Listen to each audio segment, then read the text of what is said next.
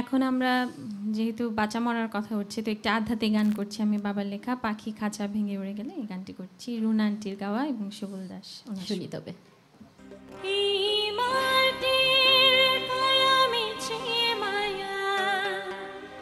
কিছুই রবে না